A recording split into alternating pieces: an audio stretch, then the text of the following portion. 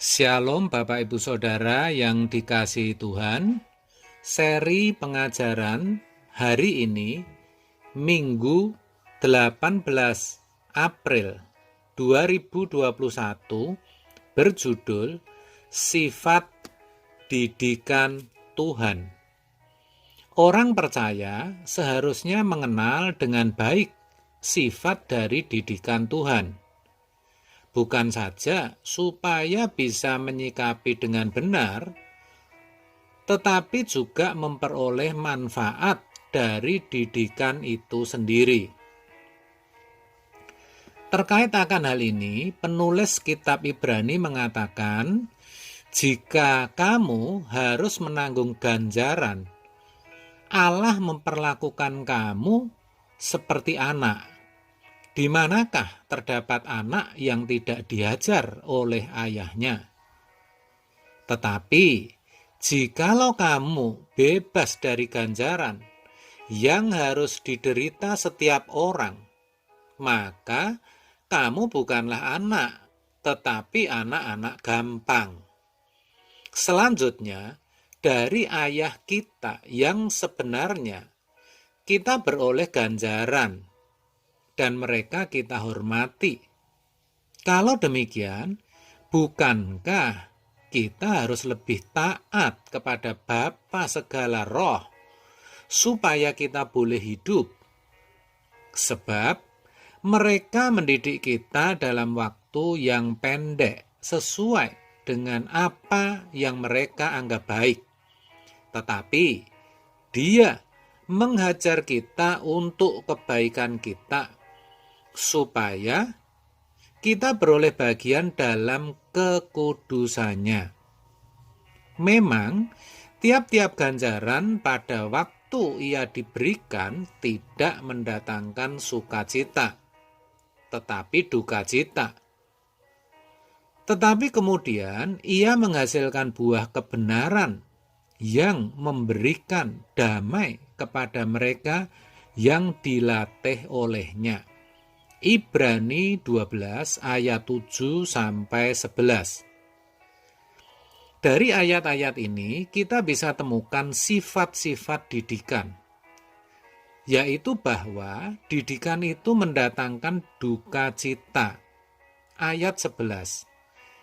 Tetapi juga membawa kebaikan, dan itu tidak berlangsung singkat, tetapi sepanjang hidup kita, sampai kita benar-benar bisa hidup dalam kekudusan. Ayat 10. Dengan demikian, orang percaya harus menyadari kalau segala sesuatu yang dialami atau terjadi dalam hidupnya yang membawa duka cita atau penderitaan, bisa jadi itu bentuk didikan dari Tuhan. Ini penting, karena Alkitab berkata bahwa Allah turut bekerja dalam segala sesuatu untuk mendatangkan kebaikan bagi mereka yang mengasihi Dia, yaitu bagi mereka yang terpanggil sesuai dengan rencana Allah. Roma 8 ayat 28. Duka cita atau penderitaan itu bisa saja akibat hasrat atau ambisi orang percaya yang tidak sesuai dengan kehendak Tuhan, tetapi tetap saja dituruti. Padahal keinginan itu belum tentu jelek juga di pemandangan manusia. Tetapi kalau tidak sesuai dengan kehendak Allah, pasti membawa orang kepada keadaan yang tidak menyenangkan. Ada orang yang maksudnya mau menolong orang yang mengalami masalah, tetapi ujungnya akhirnya malah kena tipu, alias dirinya sendiri kena masalah. Itu bisa jadi karena sebenarnya yang dilakukan bukan kehendak Tuhan, tapi cuma keinginannya sendiri karena dorongan emosi. Dalam bahasa Jawa ada ungkapan nulung malah kepentung, yang artinya maunya menolong malah celaka. Tetapi itu bisa jadi sarana Tuhan untuk mendidik kita. Agar apa? Agar dalam setiap pertimbangan dan keputusan selalu melibatkan Tuhan. Tanya terlebih dahulu, apakah Tuhan menghendaki atau tidak? Tapi memang untuk itu juga tidak mudah, karena ego atau keakuan kita harus dimatikan. Tetapi sebaliknya, kalau keinginan itu tidak baik, yang jelas-jelas tidak sesuai dengan kehendak Tuhan, misalnya nih, tindakan amoral, atau melakukan tindak kejahatan, saya percaya itu pasti akan membawa duka cita. Tetapi itu pun bisa jadi sarana Tuhan untuk mendidik kita. Bentuk didikan yang lain adalah seperti yang dialami Ayub, di mana orang percaya sudah hidup benar, tetapi tetap saja mengalami masalah atau persoalan yang terus-menerus. Mungkin bisa terkait dengan keluarganya, ekonominya, atau kesehatannya. Itu bisa saja terjadi atau dialami siapapun. Atau bisa jadi itu Tuhan izinkan. Namun sekali lagi, ini pun bisa dipakai Tuhan sebagai sarana untuk mendidik kita. Tetapi itu pun hanya bisa dimengerti oleh orang yang mengasihi Dia. Sedangkan bagi mereka yang tidak mengasihi Tuhan, akan berpikir bahwa semua penderitaan, semua masalah yang dialaminya itu merupakan suatu kecelakaan.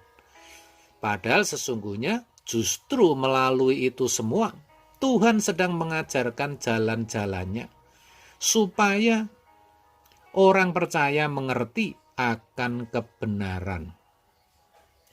Dan ketika kita ada dalam didikan Tuhan, Tuhan pun tidak membiarkan kita, melainkan Dia memberi kita kekuatan, bahkan menghibur kita, sampai kita benar-benar bisa melaluinya. Sebab itu, mari kita sadari bahwa sesungguhnya Tuhan mendidik kita melalui penderitaan. Jadi, kalau saat ini saudara sedang mengalami berbagai-bagai masalah atau penderitaan, jangan menyerah, jangan putus asa. Percayalah, Tuhan ada bersama-sama dengan saudara. Dia memberi saudara kekuatan dan pasti ada jalan keluar. Percayalah. Bahkan tadi di dalam Ibrani 12 ayatnya yang ke-11 dikatakan, semuanya itu akan menghasilkan buah kebenaran yang memberikan damai kepada mereka yang dilatih olehnya.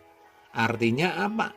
Artinya pada saatnya tiba, saudara bisa melalui dan saudara akan merasakan sukacita dan damai sejahtera yang melampaui akal itu. Amin. Tuhan Yesus memberkati.